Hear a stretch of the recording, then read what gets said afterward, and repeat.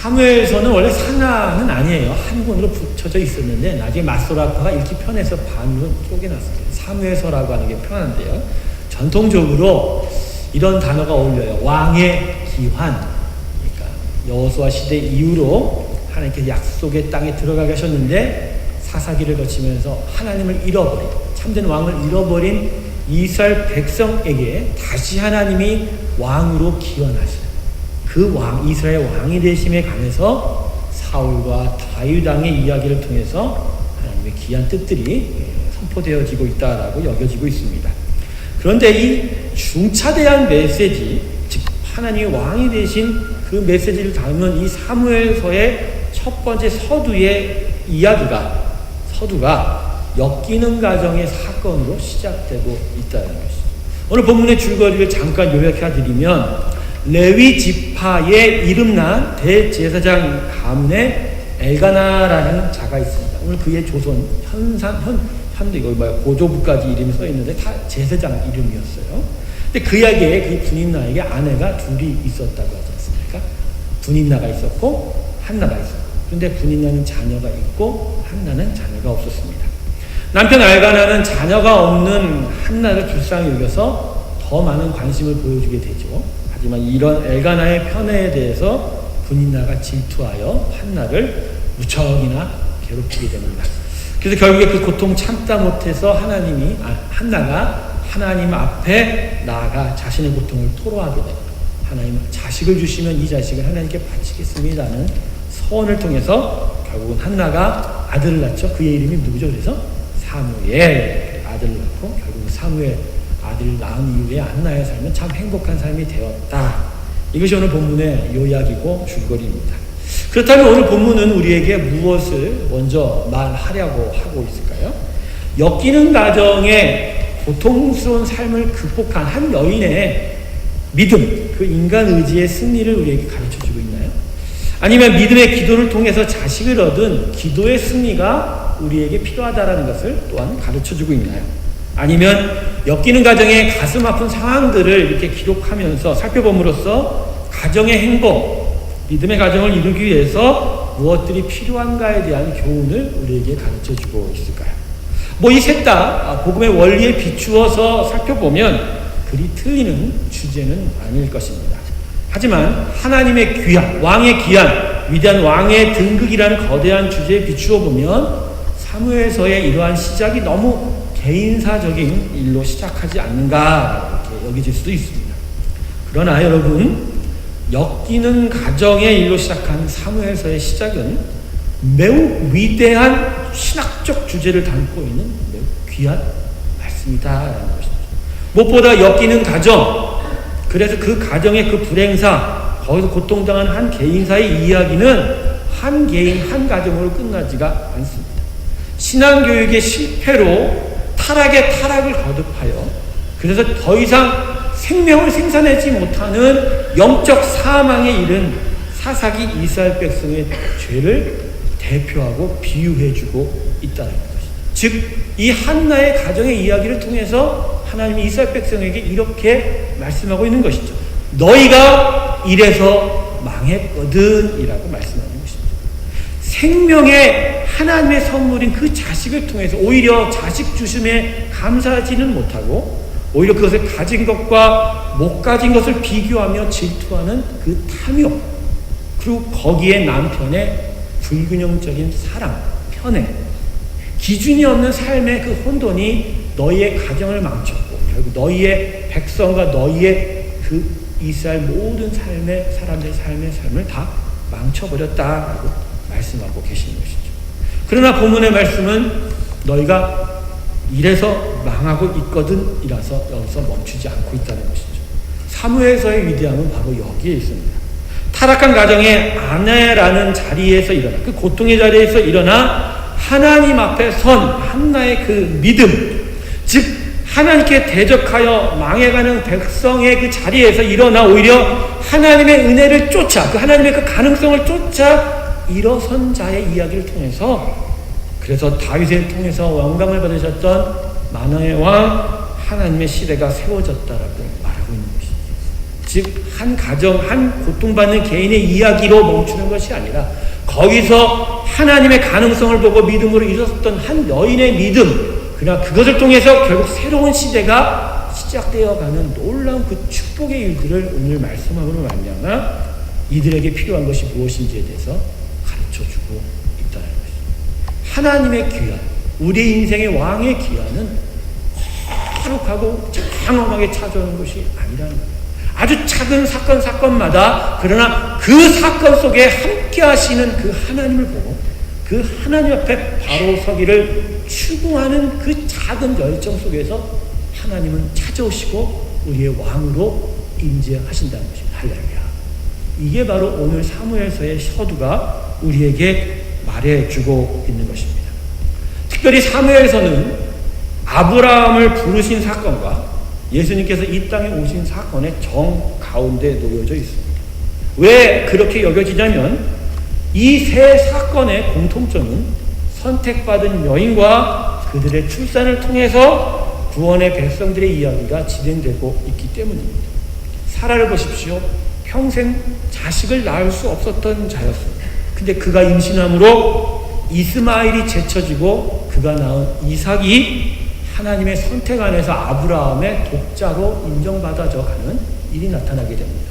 하나님은 하나님의 자녀가 되기 위한 선택의 원리가 선포되어져 가는 것이죠.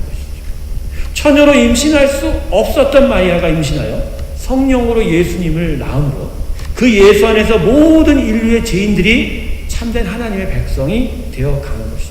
즉 아브라함의 그 선택의 원리가 이제는 예수 그리스도를 통해서 실제적으로 적용이 되어 간다는 것이죠.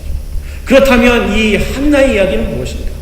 이 마리아와 아브라함의 가운데서, 사라 가운데서 위치하여 이 불임의 여인 한나가 하나님의 은혜로 임신한 것을 통해서 영적 불능 상태에 사망에 처했던 이스라엘 백성이 새롭게 하나님의 왕의 백성으로 다시 세워지게 되는 것을 가르쳐주고 있다는 것이죠. 즉 하나님의 선택받은 원리, 그것이 적용되는 실제 그 사이에 그것이 어떻게 이루어져 가는 적용 방법을 우리에게 가르쳐주고 있다는 것이죠. 이것은 이미 하나님이 아담의 타락 때부터 분명하게 말씀하신 대로 이루어져가는 하나님 역사의 섭리입니다. 창세기 3장 15절을 보시면 내가 너로 여자와 원수가 되게 하겠고 너희 후손도 여자의 후손과 원수가 되게 하리니 여자의 후손은 내 머리를 상하게 할 것이요 너는 그의 발꿈치를 상하게 할 것이다. 여러분 이 창세기 3장 15절의 초점은 무엇이죠?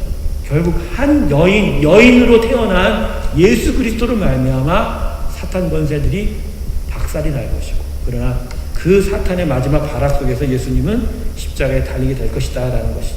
결국 하나님은 선택하신 여인에 통하여 출생한 그 아들들을 통해서 사탄의 권세를 물리치시고 하나님 나라를 세우시고 하나님은 그 가운데 왕으로 임재하시겠다라는 것입니다. 여러분 왜 하나님은 여인을 이처럼 사용하시는가요? 인류의 타락은 뱀의 유혹이 하와를 통하여 아담에게 왔기 때문입니다. 통로가 되었다는 것입니다.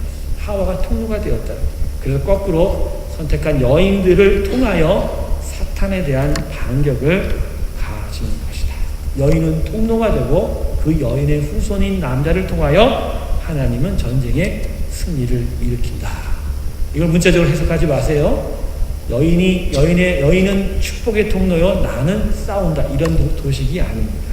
여러분 이것은 머리와 몸의 질서가 따로 있다라는 것이죠. 여러분 전쟁은 몸으로 싸운다고 생각하십니까? 전쟁은 머리로 싸우는 것입니다. 결국 몸을 통하여 누가 머리 대신이냐, 누가 우리의 머리 되느냐, 결국 그 머리됨을 통해서 전쟁의 승패가 갈라진다는 것입니다. 결국 여인을 후손을 통해서 나타난 그 믿음의 아들들, 결국 그 믿음의 아들의 가장 최고봉인 성자 하나님 예수님을 통해서 우리의 삶의 최종 승리가 다가온다는 것을 바로 이 여인의 선택, 그 불임한 여인들을 출산케 하심으로 말미암아 그들의 후손을 통해서 역사하신 하나님의 역사의 섭리가 나타나는 귀한 의미가 바로 여기에 있다는 것이죠. 그래서 오늘 본문 사건은 한 가정이 처한 불행한 상황 속에서 고난을 극복하는 여인의 이야기 정도로만 멈춰서는 안 됩니다. 우리는 본문에서 특별히 이 고통받는 여인 한나를 통해서 이스라엘의 왕을 세우는 위대한 선지자 사무엘이 태어난다. 사무엘 선지자가 등장한다는 것에 주목해야 합니다. 그러기에 본문 말씀은 개인의 고통 이야기가 아니라 한나의 고통은 바로 이스라엘의 고통이고, 한나의 불임의 고통과 그 핍박받는 아픔은 이스라엘 백성이 더 이상 생명을 출생할 수 없는, 생명을 낳을 수 없는 영적 불임의 고통과 같다는 것이죠. 하나님을 잊고 잃어버려 더 이상 하나님의 백성이 그들로부터는 새롭게 태어나지 못하고 자라지 못하는 그 고통이 이 한나를 통해서 나타나고 있다는 것이죠. 그리고 그 불임의 고통 속에서 결국 한나가 하나님을 향하여 일어선 믿음의 선택과 그 반응은 결국 이스라엘 백성이 그 고통 가운데서 결국은 치해야 될 유일한 단 하나의 선택이요 길이라는 것을 우리에게 가르쳐주고 있습니다. 그러므로 오늘 이 본문을 통해서 우리가 초점 맞춰야 될 것은 결국 하나님 앞에서, 그분의 놀라운 은혜 앞에서 우리는 어떠한 반응을 하고 어떠한 자세를 가져야 되는지, 무엇이 필요한 것인지에 대해서 우리가 바로 알아야 된다는 것이죠. 본문 말씀을 두 가지로 나누어서 여러분과 함께 나눠보려고 합니다. 자, 오늘 본문 말씀 무엇보다도 하나님의 은혜를 강조합니다. 이 사무엘 시대는 사사기 시대와 겹칩니다. 특별히 사사기 말기 시대와 겹쳐가는 시대였어요. 그래서 삼손이 죽어가는 그쯤에 아마 이 엘가나의 가정이 등장했던 것 같아요. 사사기 말기 시대가 어떤 시대였습니까? 가장 극심하게 타락한 영적 혼돈의 시기였습니다. 그 모습은 사사기 17장부터 21장의 5장에 아주 자세하게 기록되어 있어요. 하나님의 제사장이 되고 하나님을 섬겨야 될 자가 자신의 욕망과 이익을 위해서 자신의 영지를 떠나고, 그리고 미가라는 한 개인의 제사장이 됩니다. 또 개인의 제사장이 있던 미가를 한 지파가 자신의 영토를 이탈하여 하나님의 약속이 아닌 다른 곳으로 이동하면서 이 미가 집에 있었던 한 제사장을 빼앗아갑니다. 마음대로 자신의 지파를 위한 제사장으로 만들어져 갔다는 것이죠. 결국 이것은 무엇이냐? 사사기 시대의 결론은 결국 예배가 사라졌다는 것이죠. 성소가 있고 제사장이 있고 제물이 드려지고 피가 뿌려졌어도 결국 하나님이 원하는 참된 예배는 이 이스라엘 백성 사이에 없었다라는 것이죠. 결국 그런 상황 속에서 결국 가장 비극적인 일이 나타나지 않습니까?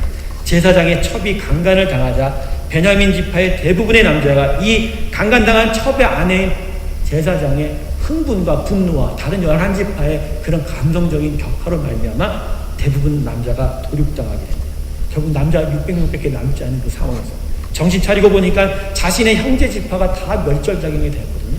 결국 이들이 택한 방법이 뭐였습니까? 폭력을 사용해서 이방 땅 여인들을 이곳저곳에서 납치하여 그들에게 강제로 맺어주고, 한마디로 상식이 통하지 않는 그런 일이 벌어졌다라는 것이죠. 예배가 사라지니까 그 삶의 타락이 점점 심화가 되어 상식적인 삶조차가 이루어지지 못했다. 이런 사사기 시대의 일들은 하나님에게 매우 큰 아픔이었을 것입니다. 이러한 일을 자행한 자는 가나안의 이방 족속이 아니었습니다. 우상을 섬기고 더럽고 타락한 이방의 백성들에 의해서 이러한 일이 저질러진 게 아니에요. 누구죠? 하나님의 선택을 받았던, 하나님의 정말로 기뻐하였던 아브라함의 후손이었던 이스라엘 백성이에요. 하나님의 택한 제사장의 백성들이었던 이스라엘이 저지른 행악이었다라는 것이죠. 그런데 여러분, 이런 와중 속에서 하나님은 우리의 예상과는 거꾸로 당신의 역사를 행하기 시작합니다. 잘못을 행하였다면 당연히 벌을 받아야 하는데, 공의를 세우신 하나님이시라면 당연히 이스라엘은 심판을 받아야 하는데, 오히려 하나님께서는 누구를 만드시죠? 누구를 태어나게 하시죠? 사무엘을 태어나게 하시고, 결국 그를 통하여 영적 부흥을 이스라엘에 일으키고, 그 가운데서 하나님 선택한 사울과 다윗 왕을 세워서 이스라엘을 궁극적으로 하나님의 왕으로 하는 백성으로 세워 가신다. 여러분, 왜 하나님은 이런 일들을 하셨을까요? 그건 바로 약속 때문입니다. 아브라함에게 주신 약속. 이 아브라함의 후손들은 끝까지 당신의 백성으로 삼으시겠다라는 약속 때문입니다. 우리는 여기서 정말 하나님의 은혜가 얼마나 귀한 은혜인지를 다시 깨닫게 됩니다. 여러분, 우리의 구원은 이런 식으로 이루어진 것입니다. 그냥 하늘에서 뚝 떨어진 것이 아니에요. 그냥 하늘에서 하나님이 쉽게 구원받아라 이런 것이 아닙니다. 이스라엘과 같이 하나님께 대적하여 그래서 하나님의 징계를 받고 심판을 받을 수밖에 없는 그런 이스라엘과 같은 추악한 우리지만 아브라함을 선택했다라는 말, 아브라함에게 약속했다라는 그 이유만으로 우리가 죄인임에도 불구하고 우리에게 구원이 베풀어졌다라는 것입니다. 그리고요, 사실 하나님의 약속은 그분이 선택한 자에게만 효력이 있지 않습니까? 약속은 상대방이 있지 않습니까? 근데 여러분 생각해 보십시오. 하나님의 은혜의 약속은 받은 자로서, 하나님의 은혜의 약속을 내가 약속의 상대방으로서의 선택받은 것 또한 내가 나됨으로 된 게 아니라 하나님의 선택으로 되었다라는 것입니다. 여러분, 하나님의 구원의 약속의 그 선택의 대상이 되었다라는 게 여러분의 공로입니까? 아니면 하나님의 전적인 선택이십니까? 우리의 공로가 아니죠. 여러분, 하나님이 나를 선택하고 거기에 더하여 이루 말할 수 없는 취소되지 않는 구원의 약속을 내게 주었다라는 거예요. 이건 2배의 약속이야. 2배의 은혜요, 2배의 놀라운 은총 아니겠습니까? 그냥 은혜가 아니라 어메이징. 그래서 울지 않고는 참을 수가 없고 하나님을 찬양하지 않으면 도저히 견딜 수 없는 일이 나타나는 게 바로 이 하나님의 구원의 의미를 깨달은 자에게 나타나는 공통적인 형상이다. 너무나 귀하게 이걸 받을 수 없는 나라는 것을 너무나 뼈저리 생각하기에 그래서 하나님의 은혜가 너무나 귀하게 여겨진 것이죠. 오늘 조성훈 집사님이 값이 없다라는 거예요. 우리 사전에 짜고 들어오지 않았죠.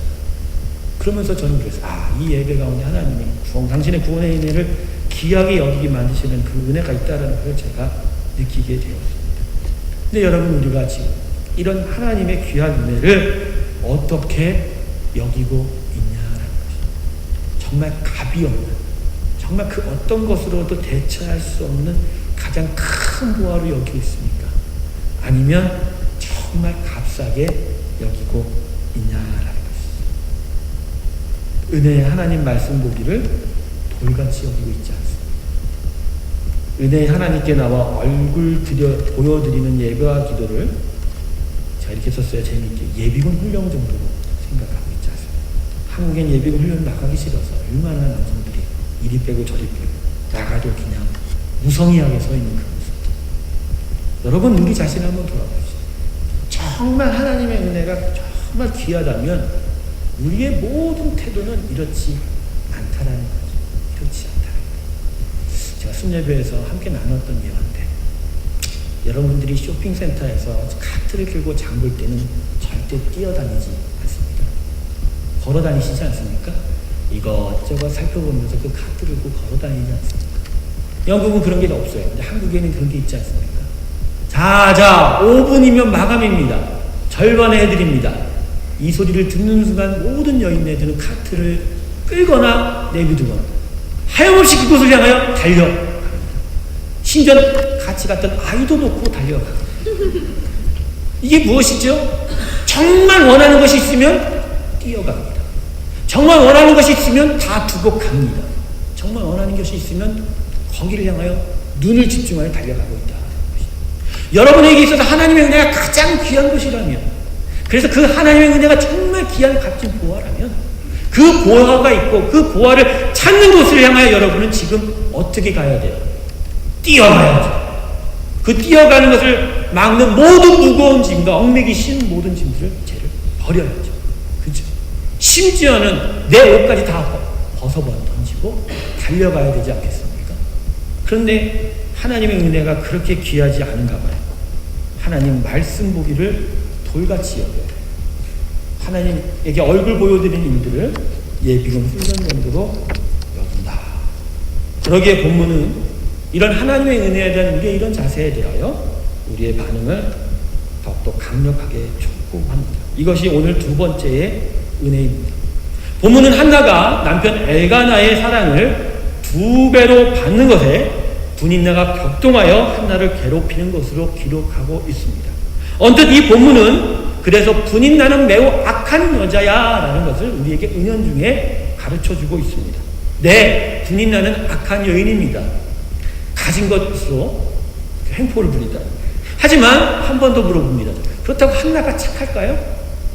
정말 한나가 매우 선할까요? 본문의 기록으로는 잘 알 수가 없어요. 그런데 모르지요. 분인나를 격동시킨 일이 있었는지, 엘가나가 그렇게 자기를 2배나 사랑하는 것을 은근히 자랑했는지도 모르지요. 그러니 분인나가 더욱더 화가 나지 않았을까요? 그런 일은 가능하지 않겠습니까? 한 번 더 생각해 봅시다. 자식을 가진 분인나나 자식이 없는 한나나 제각각 아프고 슬플 수 있는 상황은 똑같다라는 거예요. 한나는 자식이 없었으나 대신에 남편 엘가나의 사랑이 2배로 왔어요. 분인나는 자식이 있었지만 대신에 남편의 사랑은 절반만 받았습니다. 똑같이 아프고 똑같이 모자르고 똑같이 슬플 수 있는 상황 아닌가요? 중요한 것은 이 문제를 보시는 하나님의 관점은 우리의 작은 선과 악의 차이가 아니라는 것입니다. 이런 상황에서 우리가 무엇을 찾느냐가 하나님의 관심사라는 것입니다. 이런 상황 속에서 무엇으로 이겨내느냐가 하나님이 매우 중요하게 보시는 것이다. 여러분의 결론을 좀 힌트 드린다면 하나님의 백성은 하나님만으로 인하여 살기를 원하십니다. 그래서 하나님이 기대하시는 것은 이런 상황 속에서 결국 하나님을 붙들고 하나님 앞으로 나오는 일들에 대해서 기대하신다라는 것입니다. 분인나의 이 고통의 해결 방법을 한번 생각해 보십시오. 분인나는 자신이 가진 자식으로 자신의 아픔을 계속하여 이겨나가고 있어요. 자식이 있기에 남편에게 정당한 대접을 받아야 될 자격이 있다고 생각한 것입니다. 그러니 한나에게 화를 내고 핍박을 주었던 것이죠. 분인나는 그래서 자신의 고통을 이기는 방법을 결국 어떤 것으로 합니까? 한나를 핍박하는 것으로 자신의 고통과 아픔을 해결하였다는 것이죠. 결코 하나님의 것이 아니었다는 것이죠. 한나도 마찬가지였어요. 처음엔 자식이 없음을 슬프게 여기고 분인나의 핍박으로 인해 고통을 받을 때 그는 하나님을 찾지 않았어요. 남편을 찾아가 하소연을 하고 결국 남편의 2배의 사랑이라는 그 사랑의 울타리 안에 의지를 하였다라는 것입니다. 이런 점에서 보면 그도 분인나와 별반 다를 것이 없었다라는 것입니다. 하나님 보시기에는 분인나나 한나나 도찐개찐이 아니라 난 도찐이다라는 것입니다. 자식을 울타리로 삼아 고통을 이겨보려 했던 분인나와 별반 다를 것이 없는 그 모습이 바로 한나의 모습이었다. 그런데 어느 날 한나가 일어섰습니다. 오늘 본문 9절을 보십시오. 그들이 실로에서 먹고 마신 후에 한나가 일어나니 때 제사장 엘리는 여호와의 전 문설주 곁 의자에 앉았더라. 실로의 성막에 이들이 1년에 한 번 내지 2번은 올라갔다고 합니다. 모든 가족을 데리러 엘가나가 다 성소에 올라가서 거기서 제사를 드리고 제사에서 남겨진 음식을 다 함께 나눠 먹는 일을 했던 것 같아요. 엘가를 중심으로 제사를 드리고 난 후에 온 식구가 분인나도 한나도 다 같이 제사에 바치고 남은 음식을 먹었을 것입니다. 그런데 이렇게 먹는 자리가 정말 기쁨의 자리였을까요? 본문 7절 8절 보십시오. 이런 자리마다 한나가 계속하여 울었다고 기록하는 것입니다. 계속하여 분인나는 격동하여 한나를 괴롭히고 한나는 계속 그 괴로움 속에서 고통당하여 계속 울고, 여러분 한 가족이 먹는 식탁의 자리에 고통의 신음소리와 울음의 소리가 그치지 않았다면 이 식탁은 정말로 지옥의 식탁보다 더한 식탁의 자리였을 것입니다. 그런데 어느 날 한나가 이런 먹는 자리에서 벌떡 일어납니다. 너무나 참을 수가 없었던가 봐요. 그리고 그는 성소로 향하여 돌진하여 갑니다. 그리고 하나님 앞에 섰습니다. 그리고 자신의 아픔과 슬픔과 고통을 하나님께 토로하기 시작합니다. 네, 여기서부터 드디어 한나가 분인나와는 다른 반응을 보이기 시작합니다. 자신의 일상에 반복되는 고통으로부터 한나가 새로운 추구를 하기 시작한 것입니다. 하나님의 택한 백성으로서 하나님을 찾는 일을 그가 시작한 것입니다. 여러분, 결국 이렇게 하나님 앞에 섰던 한나, 그래서 하나님 앞에서 기도하며 자신의 마음을 토로했던 이 한나에게 어떤 일이 벌어졌습니까? 오늘 본문의 말씀은 아니지만 사무엘서를 다 읽지 않았습니까, 여러분? 네, 결국 임신을 하게 되지요. 근데 그 임신이 나중에 일어났습니까? 아니에요. 이날 하나님 앞에 한나가 선 그날 그 이후에 바로 집으로 돌아간 날에 하나님이 그때 축복하셨다라고 분명하게 기록하였다는 것입니다. 결국 이러한 인생을 통해서 불임의 여인 한나가 누굴 낳았습니까? 사무엘을 낳았습니다. 근데 여러분, 이게 중요한 것이 아니에요.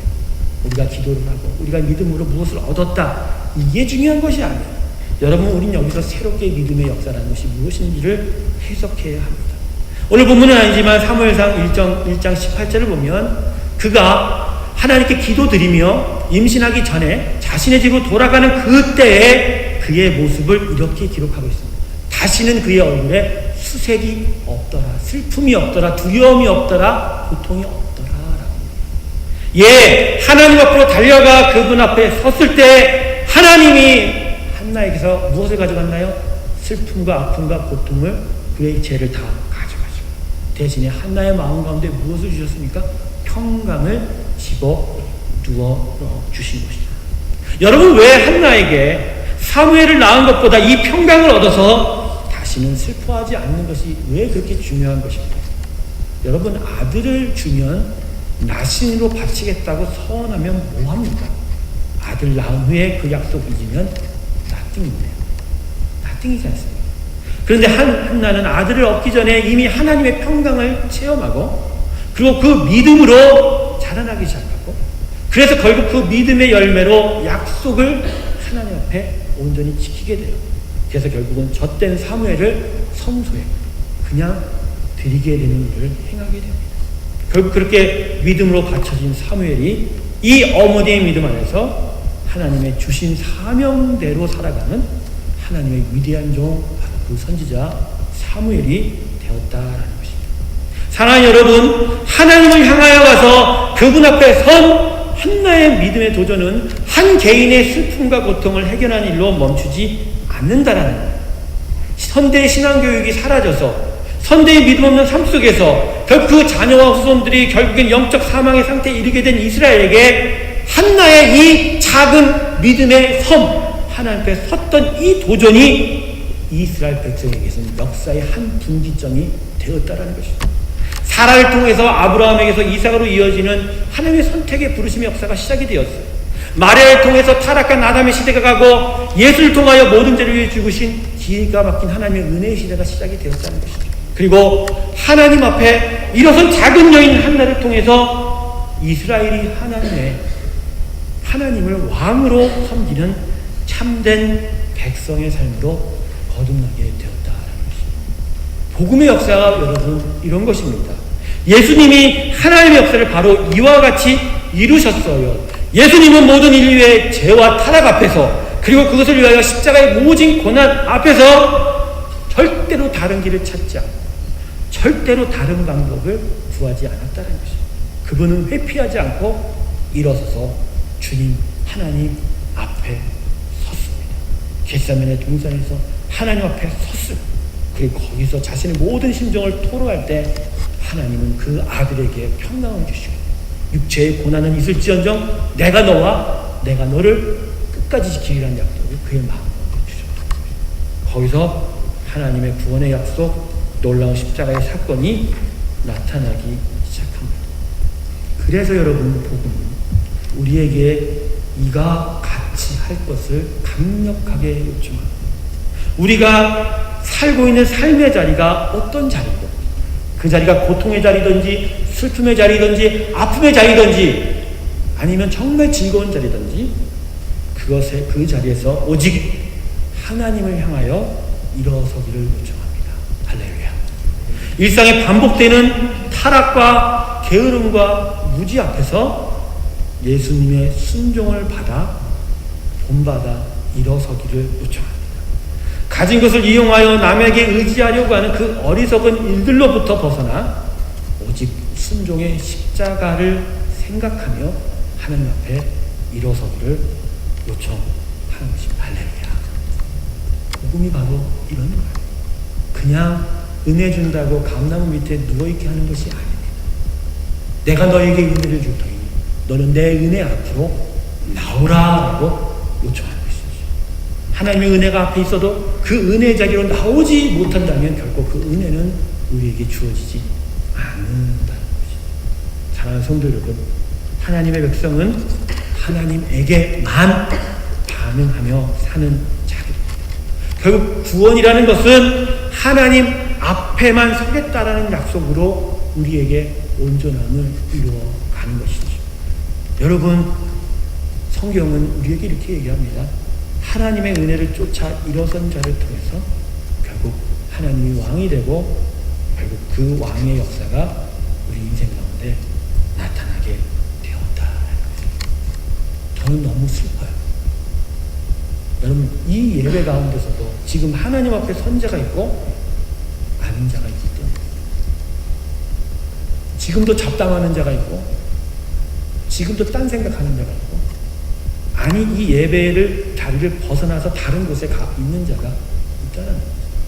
정말로 하나님의 은혜를 쫓아 일어선 자를 통해서 아버지의 역사가 나타나고, 그거는 그 개인의 영혼뿐만이 아니라 그 가정과 그가 속한 사회와 그가 속한 교회 공동체와 그가 속한 국가와 나라를 바꾸는 놀라운 역사의 분기점이 되는 것입니다. 나 하나 정도야, 나 하나 정도의 오늘의 시간이야 라고 이렇게 자꾸만 게으름 피고 미루다 보면 하나님의 역사는 우리 가운데 나타나지 않는다는 것입니다. 사랑하는 성도 여러분, 하나님의 백성은요, 하나님의 축복 아래에 숨는 자가 아닙니다. 하나님의 축복 아래에 숨는 자가 아니에요. 하나님의 은혜 앞에 서서 그 은혜 받기를 간절히 요청하는 자가 하나님의 교회에 있는 자입니다.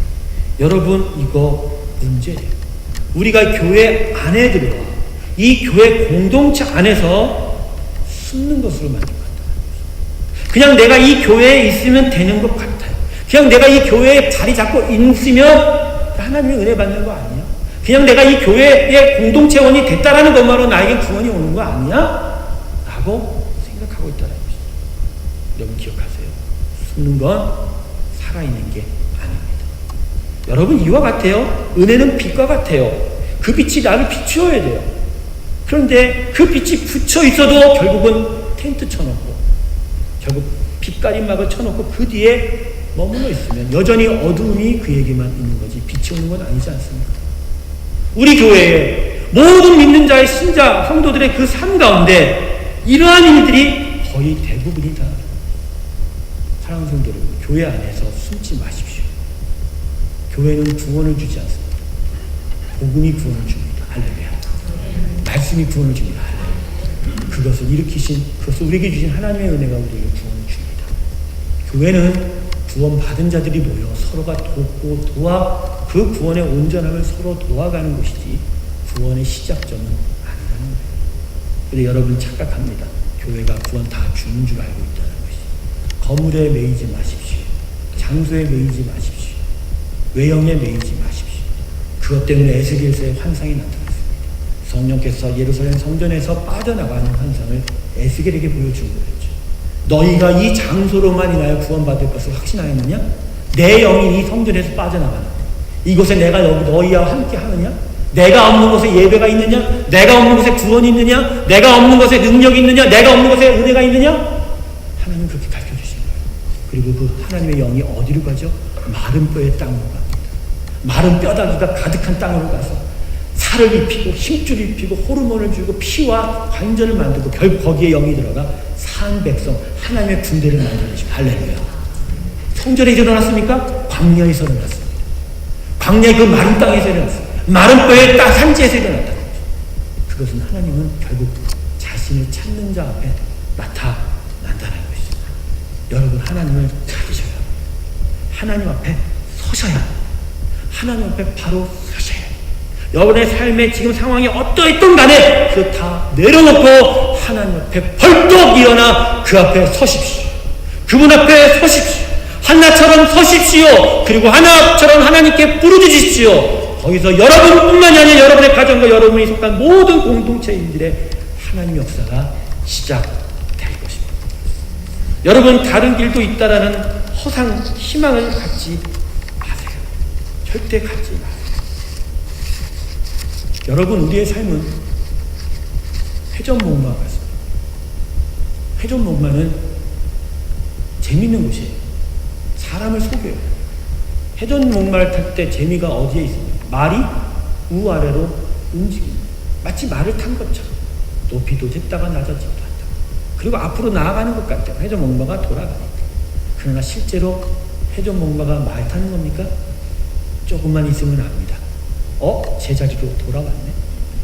이 올라가고 내려가는 것이 그냥 반복적이다. 그렇죠? 근데 우리는 회전 목마에 탄 것처럼 인생을 삽니다. 그저 인생의 여러 가지 규칙, 올라가고 내려가는 것에 매여 있습니다. 그리고 앞으로 나아가는 그 제자리로 뺑뺑 돌아도 여전히 나아가고 있다라고 여기고 있다라고 있습니다. 근데 사실 우리가 알아요. 우리 인생의 회전 목마는. 근데 거기서 내려오지 못해요. 왜 내려오지 못합니까? 거기서 내려오면 죽을까봐, 거기서 내려오면 망할까봐. 그게 겁이 나요. 그게 겁이 나니까 그 두려움이 계속 우리 인생을 회전 목마에 매어놓고 있다는 것이죠. 여러분, 회전 목마 안에 있으면 결국 진짜 말은 타지 못해요. 정말 자유롭게 내가 가고 싶은 것, 정말 정말 광활한 대지를 달려갈 수 있는 그 기회를 놓친다는 거예요. 여러분, 결국 사단은 우리에게 이렇게 역사하는 거예요. 우리에게 보지 못하게 하는 거예요. 우리의 삶의 진실을 알지 못하게 하고 결국 얽매여 뺑뺑 돌게 만든다는 거죠. 결국 한 번도 하나님 앞에 서지 못하지. 자신의 삶에 잃어버릴 것을 두려워해서. 근데 여러분, 그것은 잃어버려야 될 삶이라는 거죠. 마땅히 버려야 된다는 거예요. 여러분, 회전 목마가 여러분에게 뭔 즐거움을 줍니까? 뺑뺑 돌고. 여러분, 이제 그 삶을 내려놓으십시오. 하나님 앞에 서세요. 하나님 앞에 서셔야 해요. 내가 정말 하나님을 모르면 정말 나는 알고 싶습니다 라고 하나님 앞에 서십시오. 정말 내가 하나님의 길을 모릅니다 그러면 하나님 앞에 나와서 하나님 그 길을 가르쳐주시옵소서 라고 토해요. 정말 나는 하나님의 그 땅으로 가기를 원한다면 정말 더 하나님 앞에 서서 정말 그 길을 갈 수 있는 힘을 달라라고 그렇게 외쳐야 하는 것이죠.